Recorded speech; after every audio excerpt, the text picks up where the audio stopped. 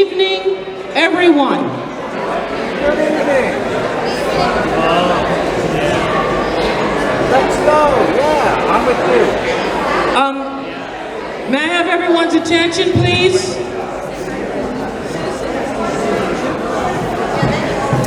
Thank you. I want to start this evening with a quote from the late Toni Morrison. The function of freedom is to free someone else. Welcome to Brooklyn for Peace's 2019 PathMakers to Peace Gala. This is our 5th year, or 4th year? 5th year? Can anybody help me here? Who's counting? Well, this is our 5th year where we acknowledge 3 recipients for their courageous vision, dedication, and sustained work for peace and social justice in our communities. Tonight, we are not here to focus on all that is wrong. All that is wrong with the world. We're not here to focus on that tonight. Tonight, we are here to focus and honor all that is right.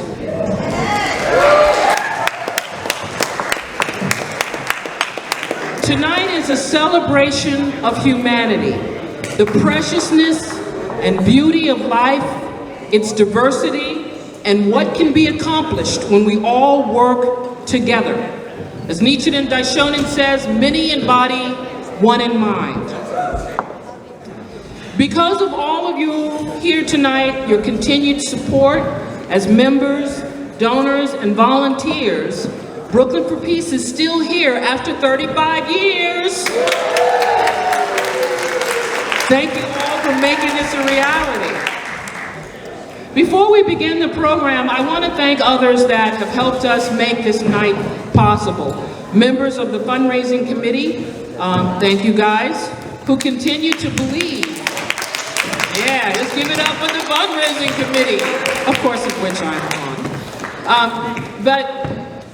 But for the committee who continues to believe that Brooklyn for Peace is worth all the effort it takes to meet, plan, and bring about events like these, working to ensure the continued financial existence of this organization. I'd like to thank those who serve on the board of Brooklyn for Peace. Our program coordinator, Emily Beck. Where are you, Emily? Sean Walsh, the young lady here for her audio-visual expertise. And we also had a wonderful design by Sarah Sills, a graphics backdrop, but we can't find that. So I was gonna give props to her and for Andrew, who was putting the whole thing together, but another time. I'd like to also thank all the volunteers, especially a shout out to Skylar, who, you did it at the right thing, that helped set up this event, the bartender, the servers and catering company Bassett, and to the staff of Plymouth Church, events coordinator Sarah Castro, and the people who work, Henry, Donald, and John. Brooklyn for Peace sincerely thanks Plymouth Church for continuing to be a beacon, safe haven, where one continue the journey toward a better world. So now we're going to begin the program. Those of you who have attended the last 3 PathMakers events will be well acquainted with this gentleman who serves as the 11th senior minister to the congregation of this outstanding church, housed in this 169-year-old historical building. I don't know if some of you are aware of this, but the Underground Railroad also ran through here, and that was a very important thing for my ancestors. I can stand here today because of that courageous action. But for those of you who don't know Reverend Dr. Brett Younger, he earned his PhD in 1991. He served as a pastor for 22 years at churches in Texas, Kansas, and Indiana. And while on a 5-month sabbatical, he served as a full-time minister at a multi-denominational church in Santiago, Chile. He has been a professor at the McAfee School of Theology at Mercer University in Atlanta. He is a frequent conference speaker and workshop leader, a published writer in periodicals and journals, and he has authored 6 books, 2 of which he has written with his wife, Carol. So please help me welcome Reverend Dr. Brett Younger.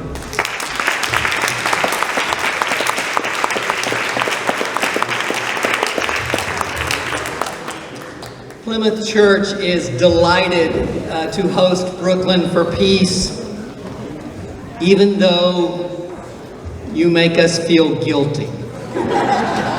Churches know we're supposed to be doing more of our share of the good work you're doing. Churches don't work for peace the way churches should. Ministers are too careful when they preach about peace, and we try too hard not to offend people.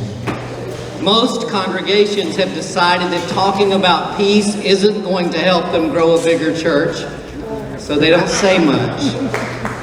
Churches are slow to recognize obvious truths, like peacemaking is central to the life of faith. Scripture commands us to seek peace and pursue it. God blesses the peacemakers. Faithful nonviolence means asking out loud, aren't there ways to coexist with our enemies that don't require us to kill each other? God calls us to the hard work of turning swords into plowshares. Churches are slow to recognize obvious truths like every person is a child of God to be treasured and protected. Most of those who die in wars today are civilians. No child is collateral damage to a person of faith. The Hebrew prophets pronounced judgment on those who ignore the plight of the poor. Jesus didn't hesitate to attack oppression because every person matters. Churches are slow to recognize obvious truths like God calls us to think. When Martin Luther King Jr. spoke out against the Vietnam War, he explained simply, I criticize America because I love her. I want her to stand as a moral example to the world. The problems are often complex, and the solutions aren't always simple. And because it's complicated, churches don't work nearly enough for social justice, economic justice, peace in Israel, voter registration, universal health care, campaign finance reform, increasing the minimum wage, ending U.S. support for Turkey's invasion of Syria. So peacemakers like you are always in the minority. It is the rare group of people that gather to tell the exemplary stories of peacemaking.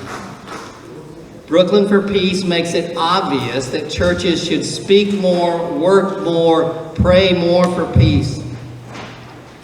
So on behalf of Plymouth Church, thank you for making us feel guilty.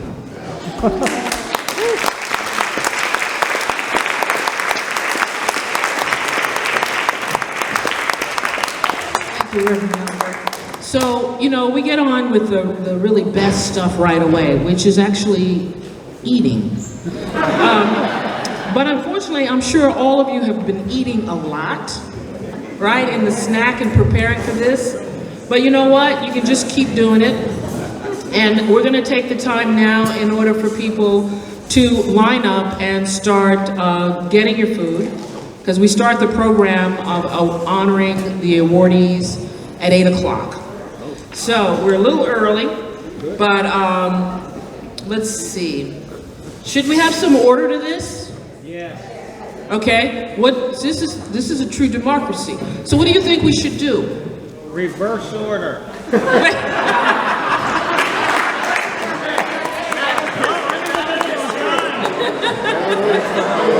That's actually great. I know, I'm busted.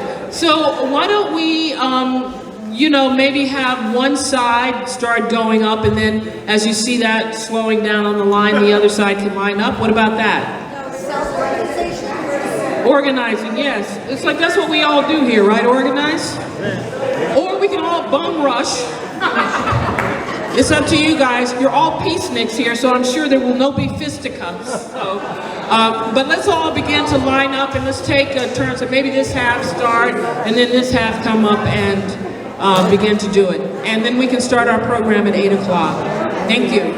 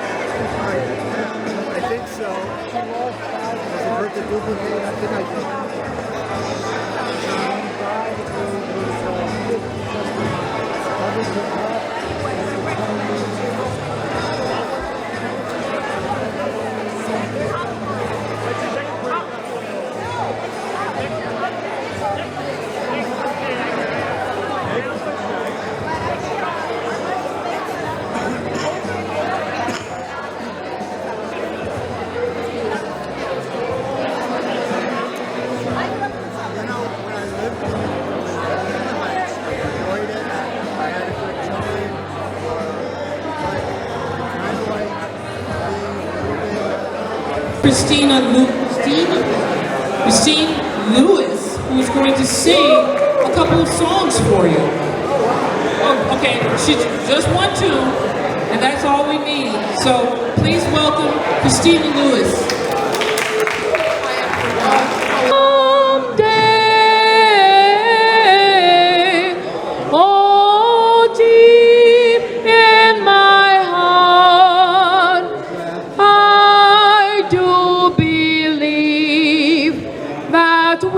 Shall overcome someday.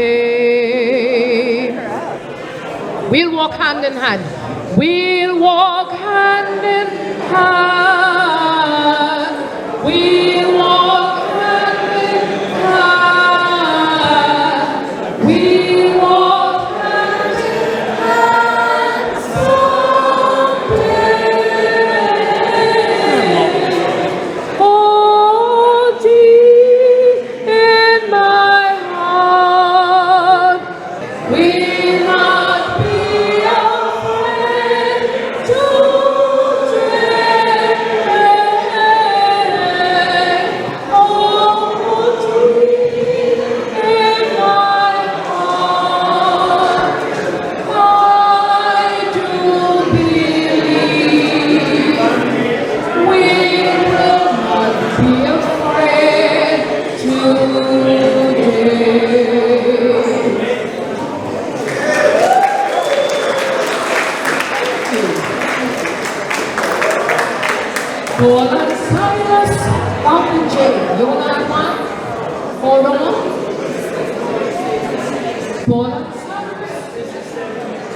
Hold on. If I had a hammer, I'd hammer in the morning, I'd hammer in the evening, all over this land. I'd hammer out danger, I'd hammer out a warning, I'd hammer out love between my brothers and my sisters. All over this land. If I had a bell to ring, I'd ring it in the morning. I'd ring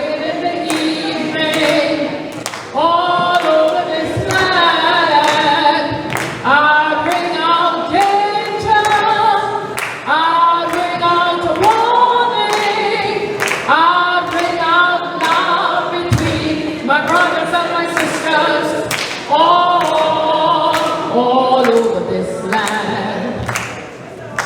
Well, I've got a song to sing. I'd sing it in the morning. I'd sing it in the evening. All over this land. It's a song of justice. It's a song of freedom. It's a song of love between my brothers and my sisters all over this land. Well, I've got a hammer and I've got a bell.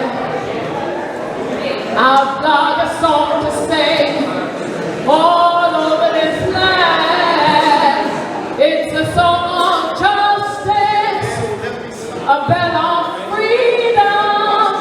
It's a song about love between my brothers and my sisters all over this land.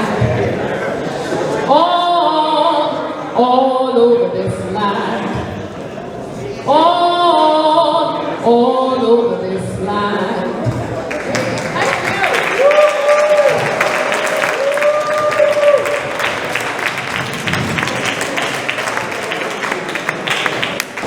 Jim Anderson.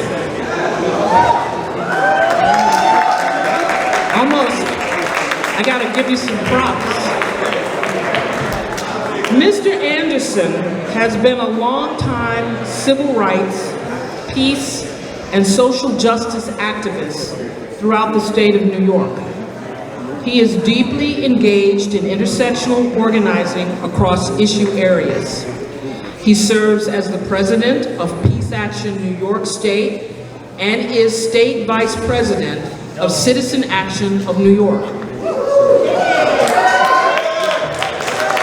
He is a founding member of the National Black United Front, which led the formation of the Third World and Progressive People's Coalition.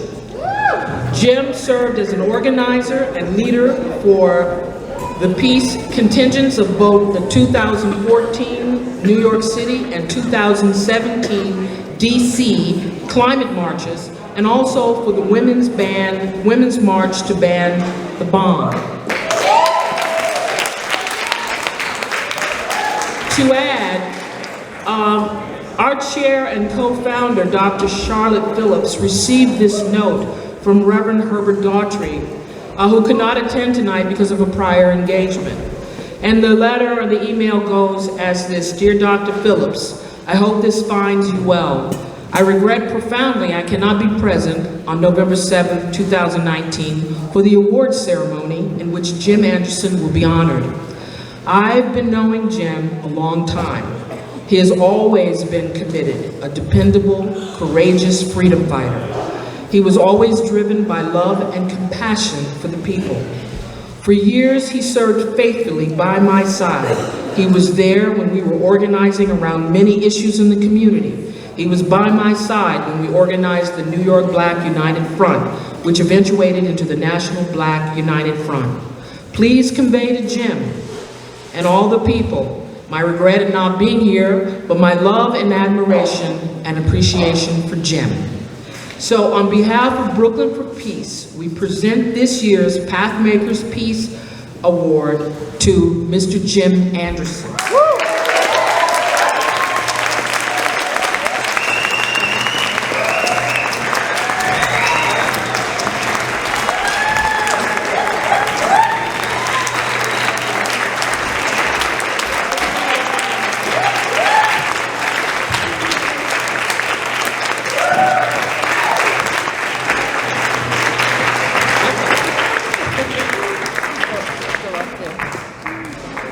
I said we weren't going to do this until afterwards. Yes. Oh, yes. I'm loving this. Indeed, I am quite happy. No, I'm more than happy. I am one lucky dude, highly blessed and very thankful to be honored here to receive this award. You know, when I was thinking about it, I was going to come like Dr. King came when he received his Nobel Peace Prize. You know, and because, look, it's really something to be honored. You know, we labor, all of us in this room labor hard on the issues that matter. And we do it because the work needs to be done. We never worry about whether you get a pat on the back, but when you get one, you better believe you earned it. And so we got pathmakers in here. But let me tell you about my journey, because it is one that all of us need to be engaged in. You know, we are a people of slogans in many ways. For instance, if I say to you, no justice, what do you say back to me? No peace. Right. And I have to tell you that when you say that, peace demands action. And that's where we're at. And that also is our weakest point. Because we got slogans, but we don't have enough of the action that is needed. For instance, and I wouldn't put anybody in the room on the spot because I know you wouldn't be on the spot if I was to ask you, when you say Black Lives Matter, if I were to say to you, then what is it that shows me the action that goes with your slogan? Now, if you don't have an action, that's giving you a chance to work on it. But let me tell you this, it is necessary because we do better together.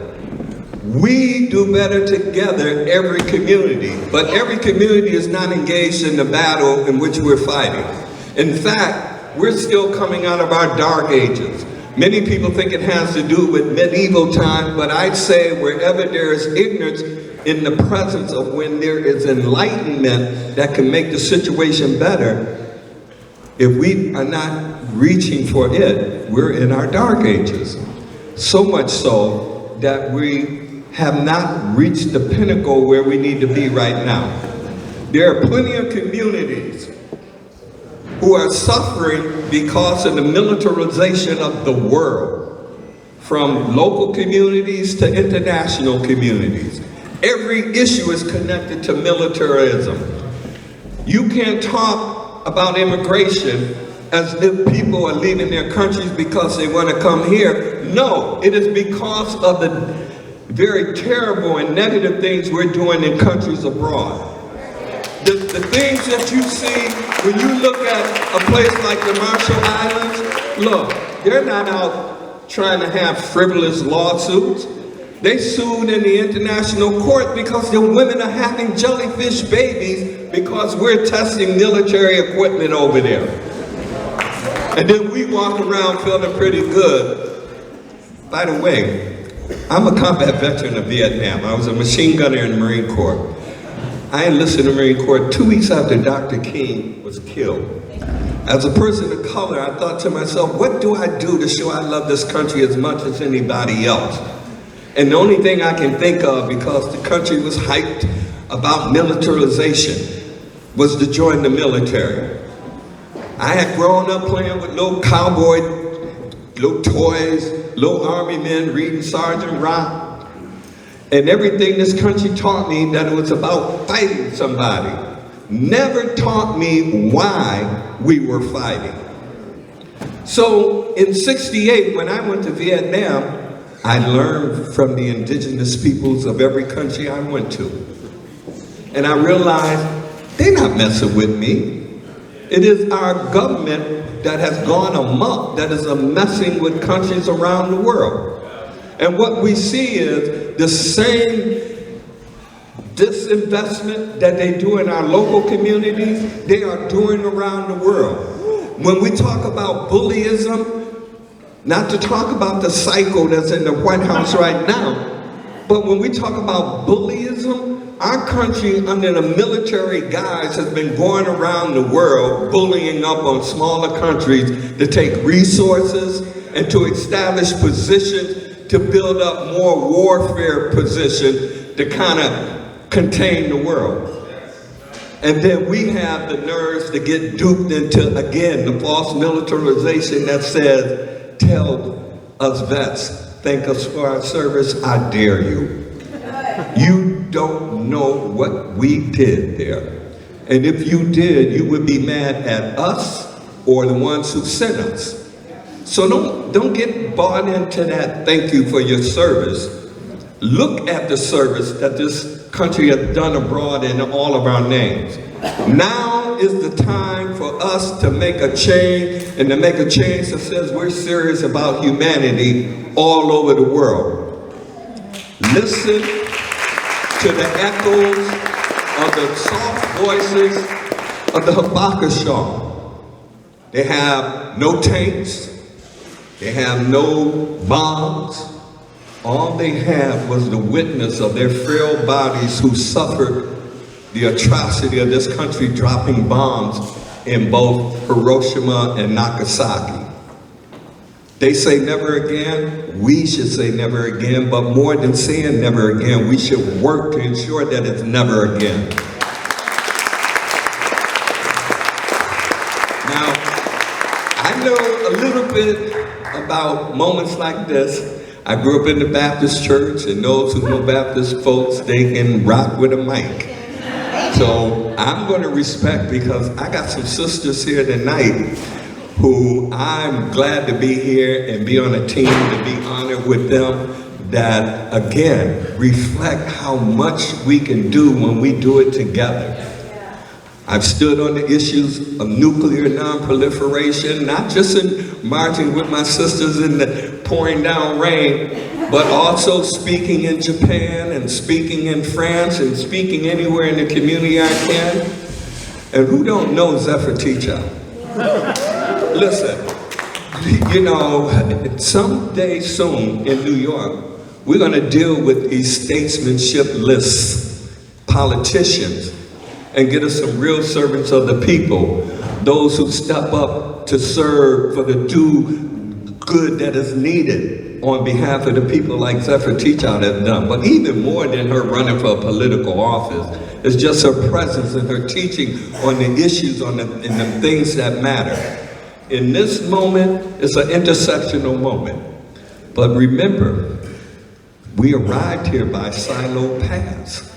Our siloism has harmed us because we're at a point where we must work together, but we don't have the history of really working together. Some people are afraid, while at the same time saying we are not afraid. Lean to the we are not afraid. And if you are afraid, stand in the midst of those who are not. There's great power in numbers. We are the many. And we are the minis that must change the course of destiny of a world that seems lost. I will end by saying thank you, thank you. I love you all. And this is not the end, this is only the beginning. We do better together, and we are the ones that will change this world for the better. Thank you, Brother Ortiz. I love you all. Thank you.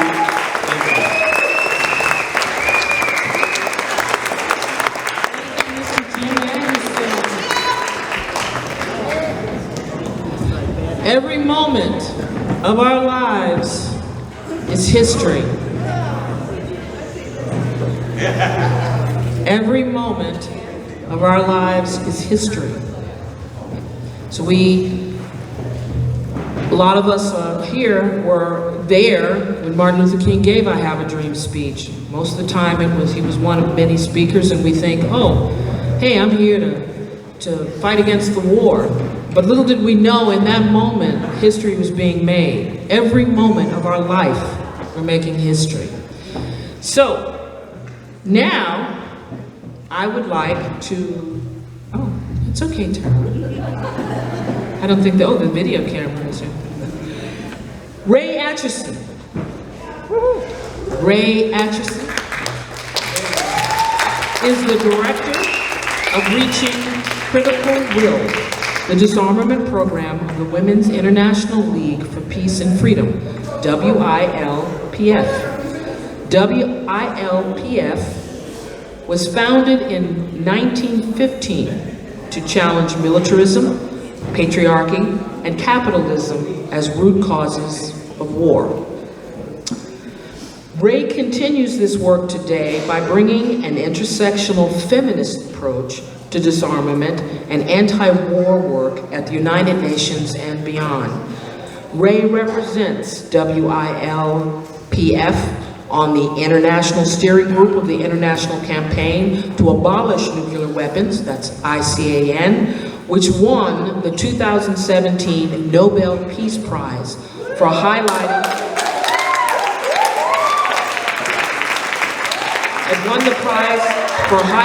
the humanitarian consequences of nuclear weapons and for working with governments to negotiate and adopt the treaty on the prohibition of nuclear weapons. Ray also works to prevent the development of fully autonomous weapons with the campaign to stop killer robots. She also is working to challenge the international arms trade and war profiteering and to bring feminist analysts to weapons and war. Ray has honors in BA in Peace and Conflict Studies from the University of Toronto and an MA in Politics from the New School for Social Research.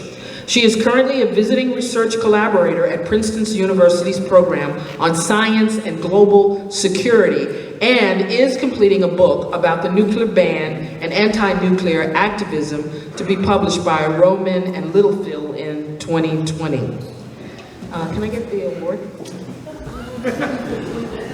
It shows you, like, you can never have too many drinks. I know. The envelope, please. On behalf of Brooklyn for Peace, we present this year's PathMakers Peace Award to Ray Acheson.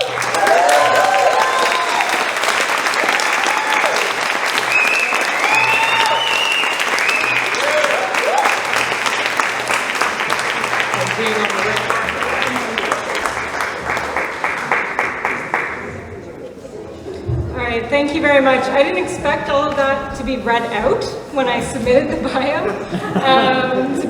It's a bit much. But thank you so much to Brooklyn for Peace for this award. I am not a native New Yorker. You might have picked that up either in my accent or by the fact that I went to the University of Toronto. But I have lived in Brooklyn now for many, many years. I've been in New York for almost 15 years, and I've been in Brooklyn for most of that, in Sunset Park. Yeah, all right. And I heard Jim make a little joke about the Nobel Peace Prize, and of course ICAN won the Nobel Peace Prize, and I did bring it. So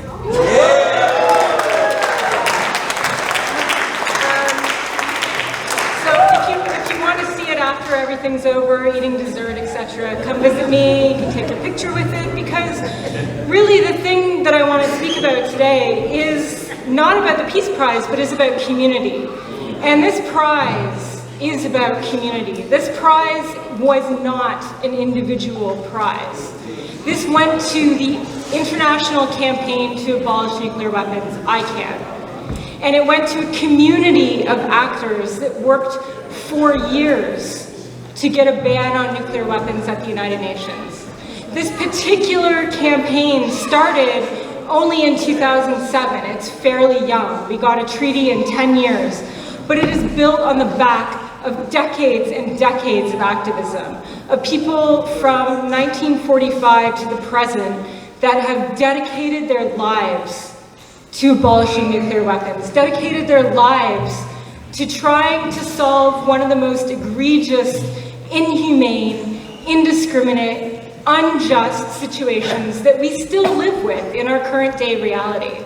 And it was a community that brought together activists, diplomats, academics, the Red Cross, survivors of nuclear weapon testing and nuclear weapon use from around the world to the UN in New York to make this treaty a reality. But it took years of work to do that. And we are very, very seldom recognized for this work.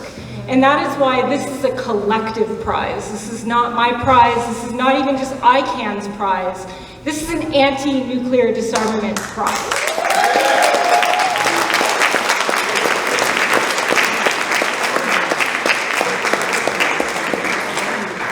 I'm really pleased to be here celebrating with all of you because I do believe very strongly in community. And I just want to give a few shout outs to so many people. There's a lot of people in this room who've done so much good work, but I just want to say that, you know, we have Kathleen Sullivan here who's been leading Hibakusha, bringing atomic bomb survivors into New York City high schools for years, educating the next generation about the realities of nuclear weapons, of nuclear weapon policy in this country and around the world. So important. And to Blaze also for all of his work in supporting this, in being a magical musician, in feeding the movement. I want to thank Ari also for being here today, who's been a photographer for ICAN and the movement at large, generously donating so much of his time and his amazing photographic skills. My friend Adam is here tonight. He's with the Bronx Defenders. You know, Jim was talking about how we're all connected. Everything that Adam does every day of his life, defending people up in the Bronx for ridiculous charges that we all know about in this city that require public defenders here in Brooklyn and also in the Bronx. So important. And all of this work is so connected. You know, we can talk about nuclear weapons at the United Nations. We can talk about people being fined or being imprisoned for jumping a turnstile at a New York City subway station. All of this is connected because we're all fighting against a certain element of power and greed and the way that we operate in our society here in New York and around the world. And I just think it's really important that movements like this, Brooklyn for Peace, and our broader peace movement here in New York, and with ICAN and the larger anti-nuclear movement, that we're all coming together to really make a difference on whatever it is that we're working on in our local context and our global context. But we are all part of a community. So thank you very much for this award and for all being here tonight.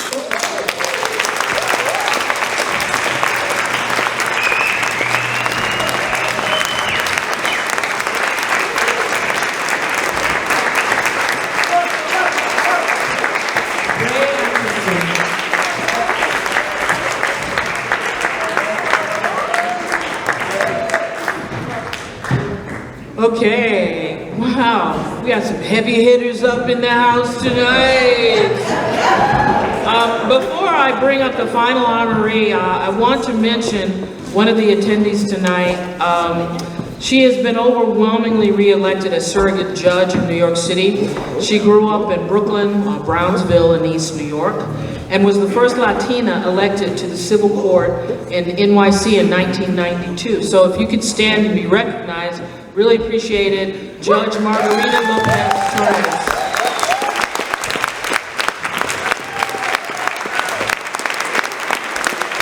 Thank you for being here, and congratulations. Okay, so how's everybody doing? Great, great. Coffee and desserts will be coming out soon, but still there's food. I would like to our next honoree, Zefra Teachout. Zefra is an attorney, author, and associate professor of law at Fordham University. She is an outspoken advocate for social and economic justice. She was the first national director of the Sunlight Foundation, which promotes transparency and accountability in government. Zefra served on the board of advisors of Let America Vote, an organization that aims to end voter suppression. In 2015, she became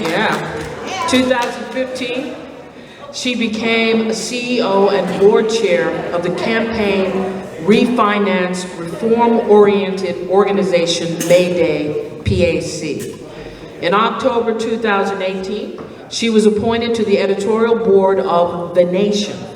She has had a strong public voice on issues including a higher minimum wage, increased spending on public infrastructure, a ban on fracking, an end to high-stake testings in school, and campaign finance reform, specifically working to overturn Citizens United.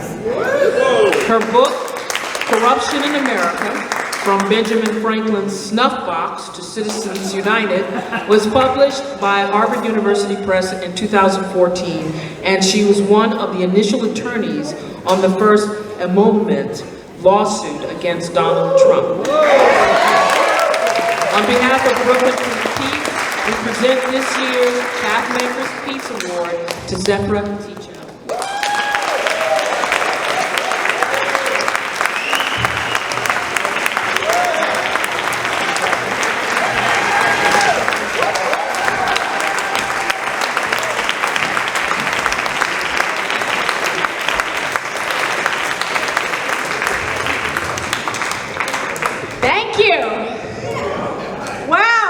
Such an incredible honor to receive this award and to receive it along with Jim Anderson and to learn about Ray Acheson's work is so inspiring. I am truly honored and excited, and I'm okay with it, but I have a great career in losing. In Citizens United, Justice Stevens cited me extensively in the dissent. I ran for governor. And thank you to all the people who helped me move from somebody who had 8% name recognition and 18% of people didn't like me to 34% of the vote, showing Andrew Cuomo there's a genuine progressive movement in this state.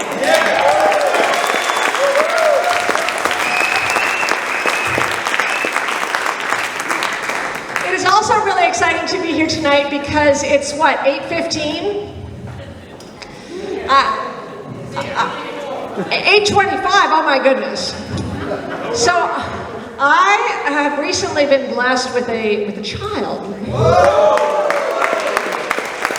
I ran for office last year, you might have noticed, I was in fact one of only 3 women who have ever run statewide while pregnant. We've got to change that. But that pregnancy turned into a wonderful child, so at 8:25 at night, mostly I'm saying, turtle?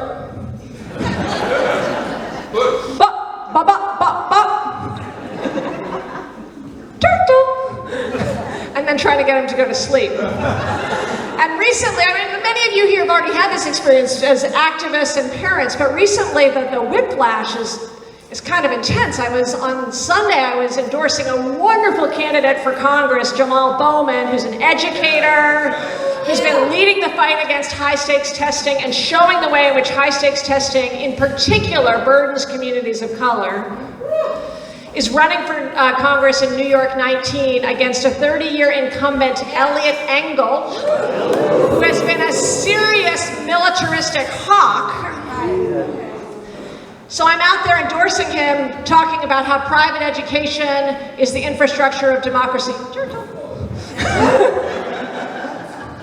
How we need to change the way we fund elections. But the kind of whiplash that I want to talk about tonight is the whiplash that we, I think, as progressives are all experiencing. We really are in this combination of moments of extraordinary elation as we come out of those cocooned lanes that Jim was talking about, where we have been each isolated, and coming to see the ways in which all of our struggles are so profoundly interconnected. And the ways in which corporate monopolies, which is something I've been writing about a lot recently, have a business model that is actually a governmental model. They are trying to govern us. And the ways in which they govern us are through isolation and fear. And so we have been living through this epidemic of loneliness, and these moments of elation where we can see the connections are extraordinary. And then we see the impacts. I mean, you in this room, and I know some particular people, and there's people I don't know who worked on it, were instrumental in flipping the New York State Senate. And that took people coming together from all their different lanes to work on local state elections of candidates whose names maybe show up in the New York Times once. It's not about fame, it's about the work. And that victory in the New York State Senate has already transformed tenants' lives in Brooklyn and around the state in unimaginable ways. And there's these moments of elation when it's like, it's okay to talk about democratic socialism. And moments of elation when the fracking ban happens, when Alexandria Ocasio-Cortez is elected, when we have real victories in rolling back high-stakes testing. And then there's these just moments of extraordinary despair that follow maybe the same day, but maybe even an hour later, when we see the ways we have a radically corrupt and racist government destroying people's lives at home and around the world, and feel powerless and confused about how to deal with it. So there's this whiplash from moment to moment. And I want to echo what Jim has said and what Ray has done. The bad news is we're in a moment where things can get even worse than they have been, and very quickly. And the good news is we're in a moment where things can get extraordinarily great and very quickly. So it truly is a revolutionary moment, and that's destabilizing for all of us. And by all of us, I don't just mean the people in this room. I mean the people in this country and the people in this world. This real moment of destabilization. So I actually was turned around by Veronica's beginning. She said, tonight we are here to talk about the good. What did you say? What is possible. To celebrate. The what? We are here to celebrate all that is right. And I thought, I better rip up my speech because I was going to talk about corporate monopolies. So instead of talking about what Monsanto and Bayer and Google and Facebook and Boeing are doing, I do think it's really important for us to take this revolutionary moment to think about what an economy can be. Like, what does a moral economy look like? And I don't just mean, although this is a big just, that people are equal. I mean, who makes the shoes? I mean, who grows food? What does our economy look like? What does it look like to have exchanges that aren't based on profit maximization? So I want to test something in a church because it may be the most inappropriate place to test it. But I grew up UCC. And so it's wonderful to be here tonight. In fact, 2 weeks after I lost the governor's race in 2014, I came here for a wonderful service. So it really isn't that inappropriate. What I want to say is, what I've been thinking about a lot is, I'm also more recently married in the last 4 years. And in a marriage or a partnership, it's understandable. We all accept that it's important to have sexuality and sex as part of that partnership. But if somebody said they wanted to maximize sex, that would be kind of weird. And I feel like that's a little of what we've gotten wrong in markets. There's a lot that needs to be publicly provided, but for those things that are not publicly provided, it's okay to have some profit. But profit maximization is a dystopia that we are all living in now that we do not have to accept.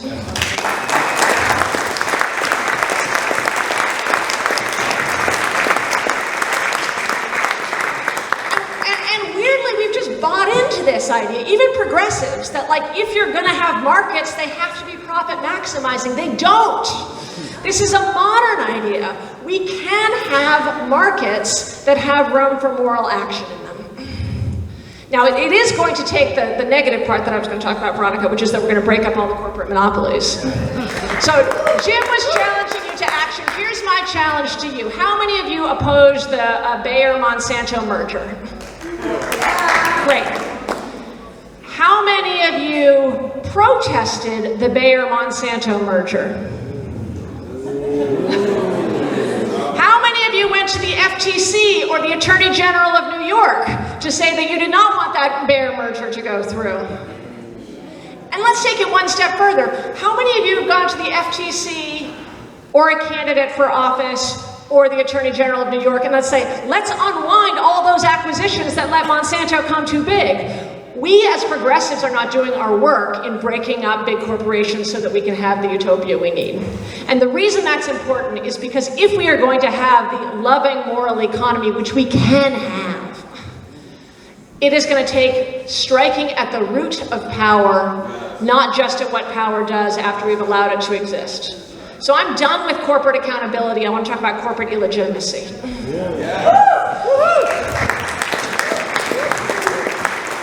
And we are seeing the seeds of a new vision happen right now.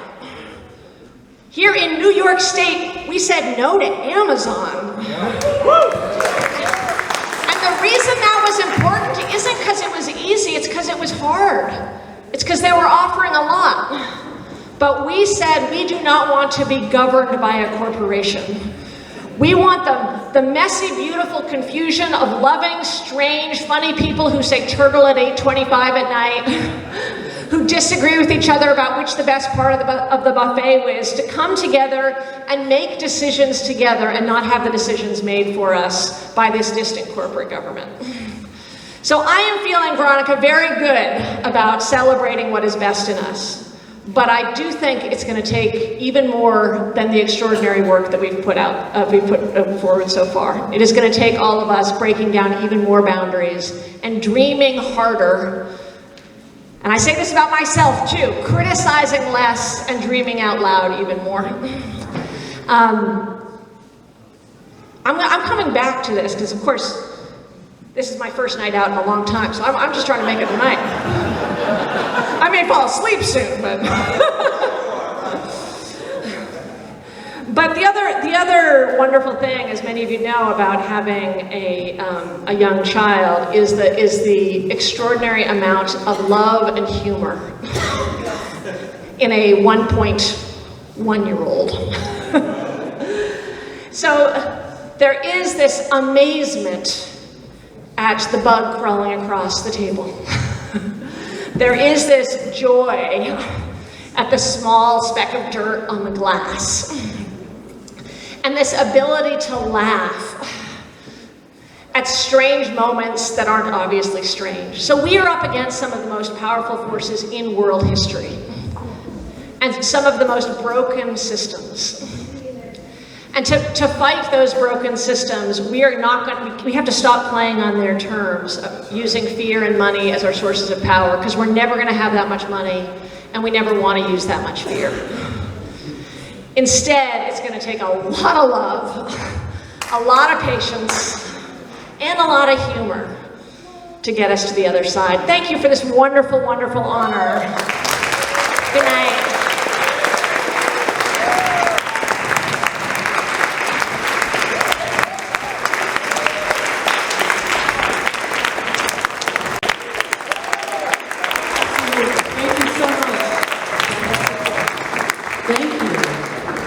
It's so exciting to see all these young people up here. And I'm talking about you too.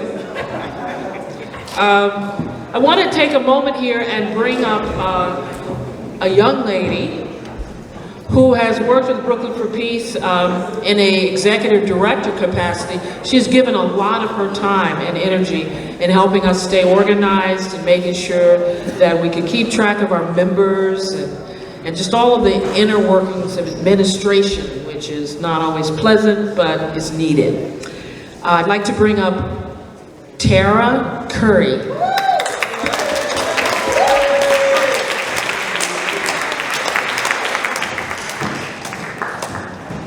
Hello everyone, and thank you once again for coming out in such great numbers. We sold out tonight. I don't know how many of you know that, but you know, it's a big hall and a lovely place, and we sold out tonight. So thank you to everyone for being part of this, for those of you who brought friends and relatives in some cases, and so thank you for being part of this.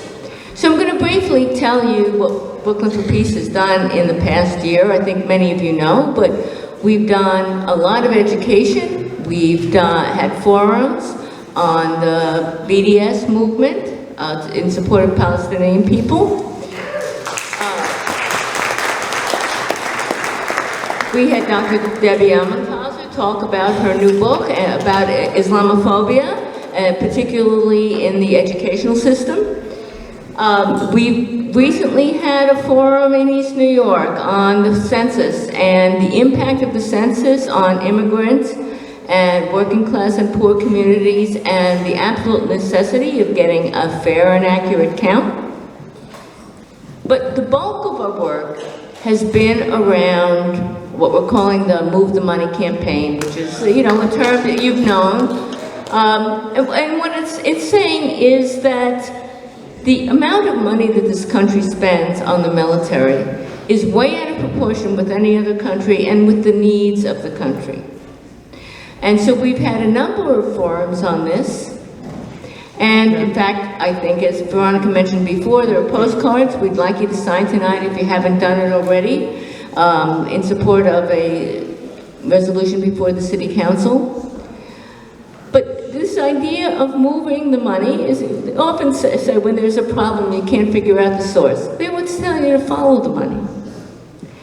And in this case, the money that we are spending on the military defines in so many ways why we have problems in so many other areas. I'm sure you know these statistics, but I'm going to tell them to you again anyway. The United States spends on its military as much as China, Saudi Arabia, Russia, the United Kingdom, India, France, and Japan combined. We spend more than those 7 countries combined. For every dollar China spends, the U.S. spends $2.77 on its military. Now, how are we going to be a successful country with those kinds of spending priorities?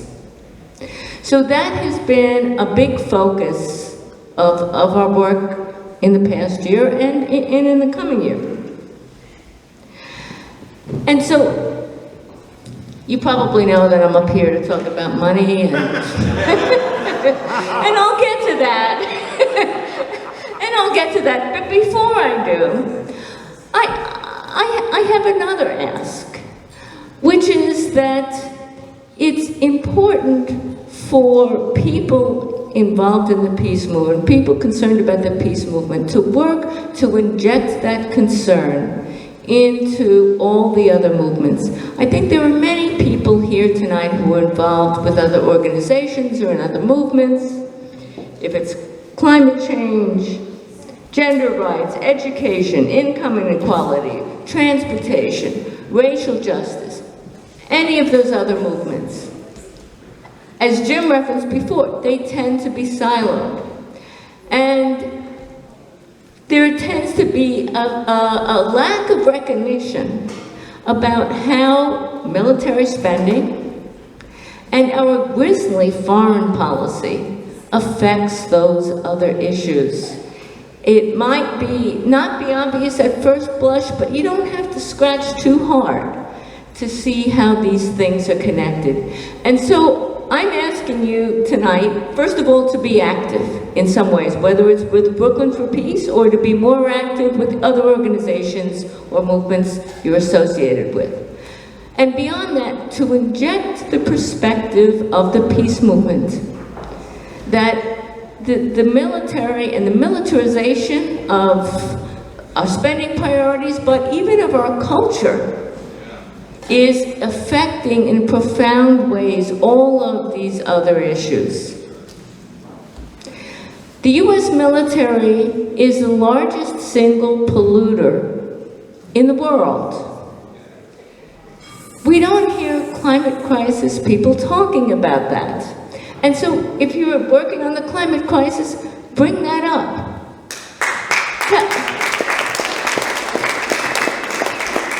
Mention when they're asked, how can we afford the Green New Deal?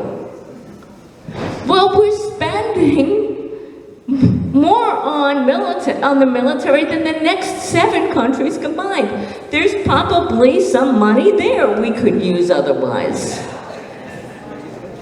The research and development that is needed for new green technologies and then for implementation of those technologies, that can come from the military, which is doing no one any good.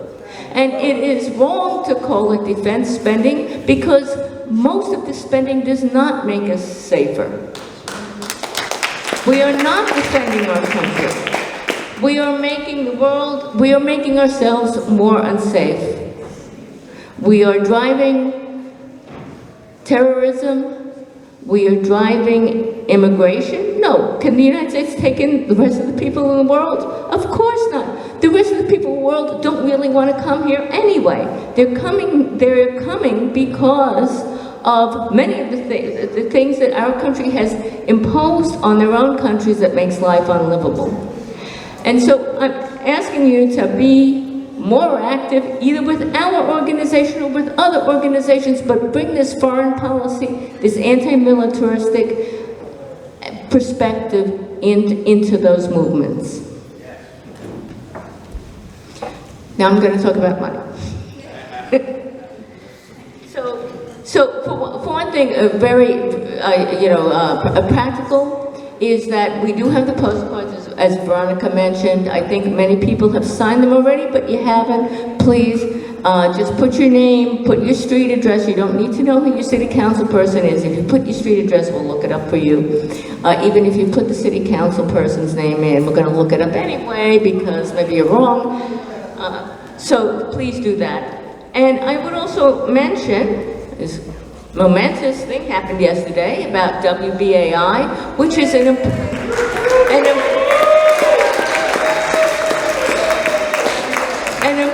resource for the peace movement. They won the local station won an important court ruling that put it back on the air. And Carolyn McIntyre and Michael D.D. White are in the audience tonight. Please make yourself known.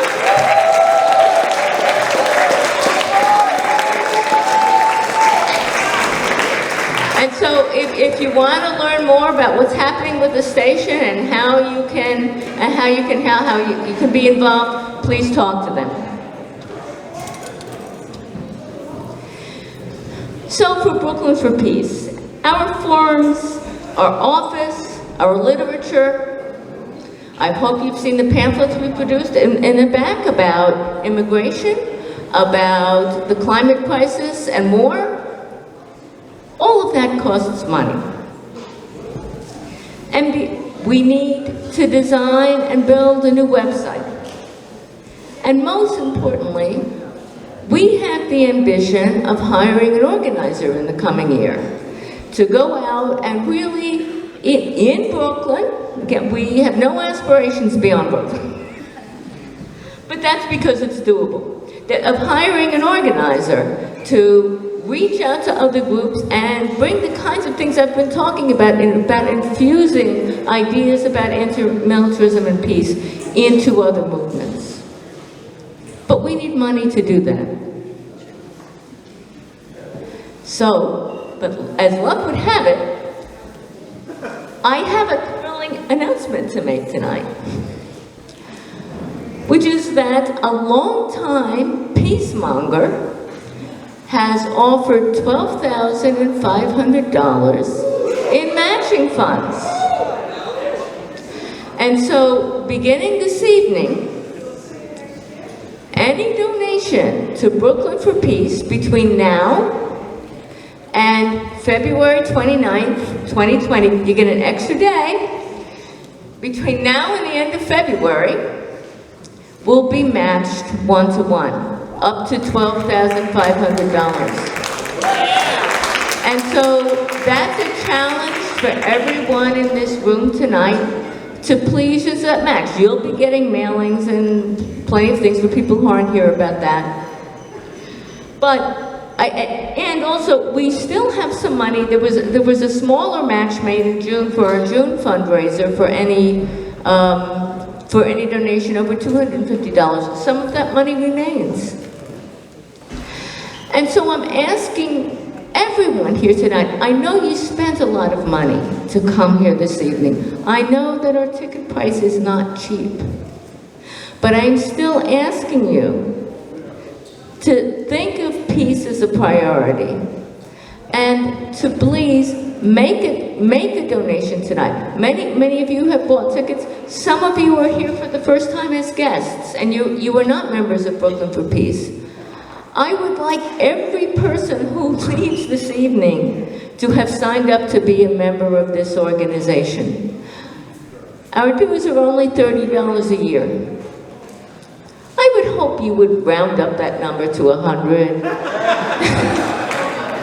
200 is even rounder number.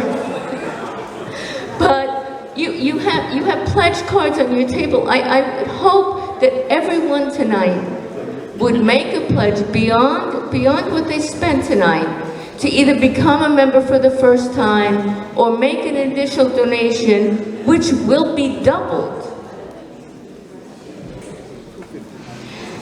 And I'm going to say something else too. Brooklyn for Peace has always been meek about asking for money and understanding that people have a lot of other demands on their finances.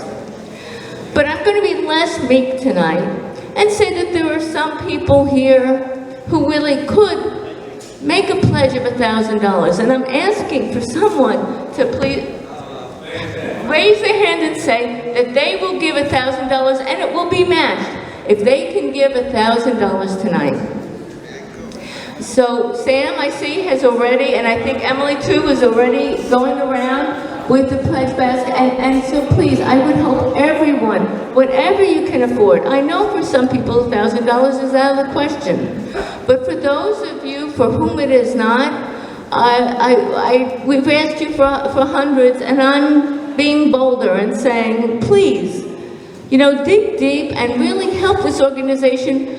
What would it be like if the organization could hire an organizer? It would be, think of the things that Brooklyn for Peace has done in this borough with the small resources we have. And if we could have an organizer, how much more we could do. So I'm asking everyone, and if someone can send $1,000, I would love them to stand up and inspire other people and say, yes, I'm really going to give a lot of money to this organization.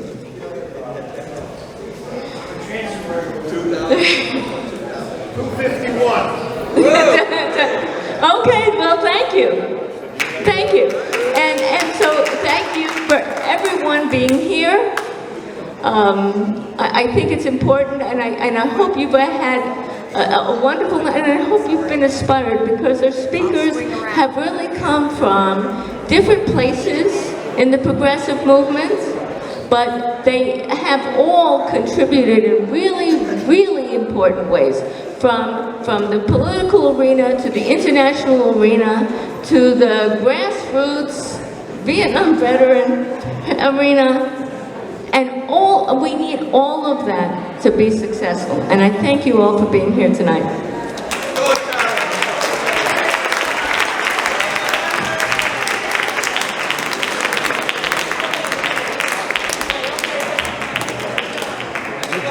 A picture with all the speakers. Want a picture with them? Want a picture with them? So anyway, as the bucket's being passed, we're not kicking it, we're actually adding to it.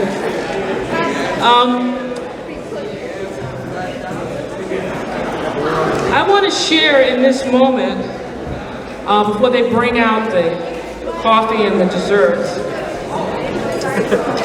I want to thank all of you again for coming out and supporting this event and helping us honor this year's recipients. Thank you for your generous contributions now and over the years that has helped us continue our mission of peace and social justice. One of the things that I learned about a month ago about a song that has multiple meanings. And I want to share this with you. And you can envision whatever meaning this might be for you. Swing low, sweet chariot, coming for to carry me home.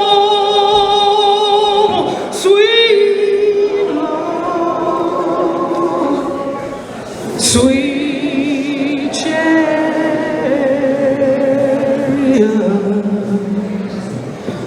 coming for to carry me home. Swing down, chariot, stop and let me ride. Swing down, chariot, stop and let me ride. Oh, rock me, Lord, calm and easy. I got a home on the other side. Oh, now swing down, chariot, stop, let me ride. Oh, swing down, chariot, stop, and let me ride. Oh, rock me, Lord, calm and easy. I got a home on the other side. Oh, sweet Lord, sweet chariot, coming for to carry me home. Oh, sweet Lord, sweet chariot,